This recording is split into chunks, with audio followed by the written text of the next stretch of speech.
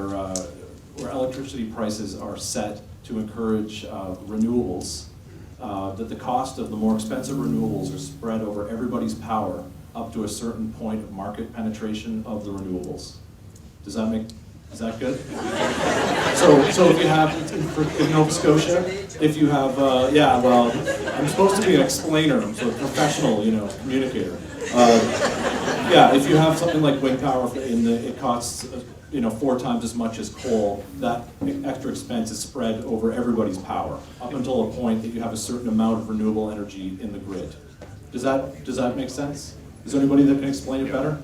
It offers a good price to independent power producers to encourage them to get into the electricity producing business. Yeah, not only that, but it allows investors to have a set price for their energy. So in the sense that we have an operator of our system and a generator of our system, in Nova Scotia, obviously it's a monopoly, but with feed-in tariffs, it would set a price for coal, which would be lower probably than wind, such as the example in Germany. But the thing is, if Halifax Regional Municipality wanted to set up a wind farm, then they could take an area of land, deduce what turbines they want, and then with those turbines, calculate how much energy predictably would come out of that, and then they could go to either the province or a bank and have a guaranteed price on the amount of energy that they are going to be able to produce. So this would allow independent renewable energy investors to invest into Nova Scotia renewable energy. Thanks, Brendan. Okay, and this is all very apropos for question 3. Which, Jack, is it possible to throw one more in there? Well, how are we doing on the 6 minutes? You're okay. We're okay? Okay. Okay. As part of the energy strategy, and I'm not the Minister of Energy, but I know that there's an intention to divest some of the generation away from Nova Scotia Power, and actually 5% is supposed to be from independent power producers. That's 5 of the 10% increase between now and 2013.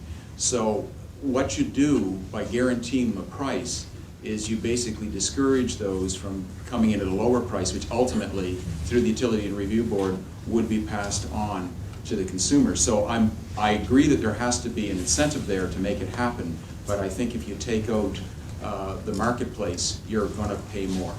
Yeah, and I think another thing to point out is that in the example we're talking about here, Nova Scotia Power would be the operator, and that's simply because of the monopoly on our energy system. In Germany, there's many operators, so you actually have a choice on where you want to get your power. So hypothetically, someone could put water turbines into the Bay of Fundy and build an operating grid, and you could have people coming to your door, are you willing to pay this for water turbine power, or you can go to the coal company and buy the coal. Well, if I might add, Stephen MacNeill has indicated in the Liberal plan that we are prepared to open up that monopoly and allow energy producers to sell direct to consumers. We are the only party that is speaking about that issue in this campaign. I think it is an important incentive to renewable energy producers. Well, I think, you know what, I'm going to jump in and ask my question. So Howard, you can speak to first, because I think it's very apropos here. Each year, Nova Scotians spend $500 million to purchase high-carbon fossil fuels such as coal, bunker oil, and petcoke, all from foreign sources. These fuels are cheap to burn, but have high carbon emissions. Meanwhile, locally produced renewable energy costs far more for consumers. How would your government ensure a place in the Nova Scotia energy market for local renewable producers? Howard. Okay, local renewables, of course, is very much the way to go. It keeps the money here. It means we're not exporting money somewhere else. It means that we have the opportunity for jobs here. And of course, the emphasis is going to be on renewables. So the whole point is to try and move the system. And we're here focusing really on electricity because there's not going to be too much we can do here in terms of the power source for vehicles, but or to a certain extent for home heating. But there are some things we can do about that. The focus is going to be on electricity. We're very much in favor of opening up the system to independent power producers, which means those who generate their electricity by renewables. So we believe in feed-in tariffs. That's going to be a big boon to independent power producers. David. Yes, as part of the government's program with the energy strategy and the climate change action plan, there's a 25% renewable energy standard that's in place for 2020. We hope we exceed that amount there's going to have to be a lot done between now and then to bring it online, because the grid is just not sufficient to access it, because it's all over the province and inside and outside of the province, because these are intermittent energy sources, and you have to be able to flow them to the demand. But the programs are there. It's important to get this in place. This provides a price shock absorber, so when the prices of fossil fuels go up and down, it'll buffer that. So it's important to get more in place and we know that the price of fossil fuels are only going to go up, and many experts believe that we're already reached our peak oil.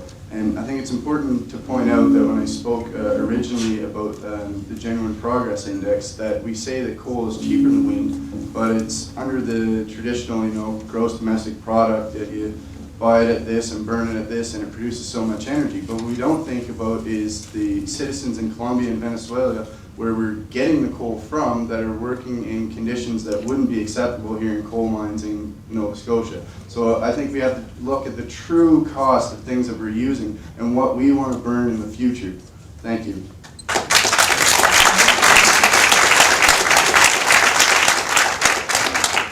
Thank you. Well, I guess I somewhat answered this question before it was asked, but in any event, just let me restate, opening up the market to renewable energy producers in this province will go a long way to addressing some of the concerns that we are here tonight to speak about.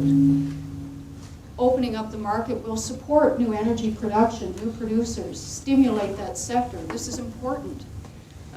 And this is part of the Liberal plan. Thank you.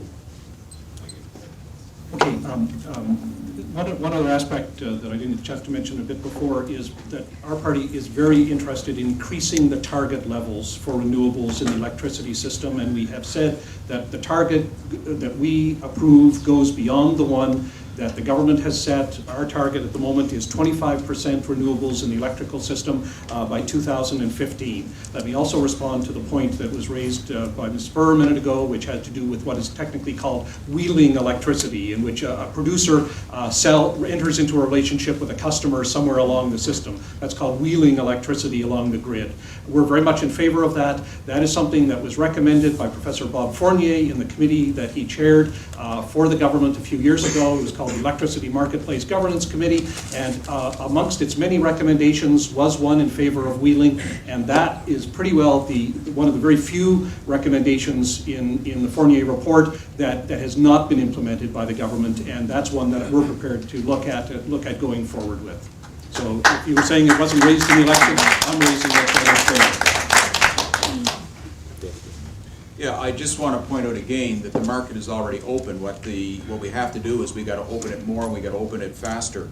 And it's also important to remember that what we put in place, we believe, is the most cost-effective plan in the future, in the long run, to wean ourselves off of fossil fuels, but within a regulatory framework. Because one thing that has not been mentioned directly in this debate is, after all, there's got to be a regulatory framework. We've got to stop soiling our own nest.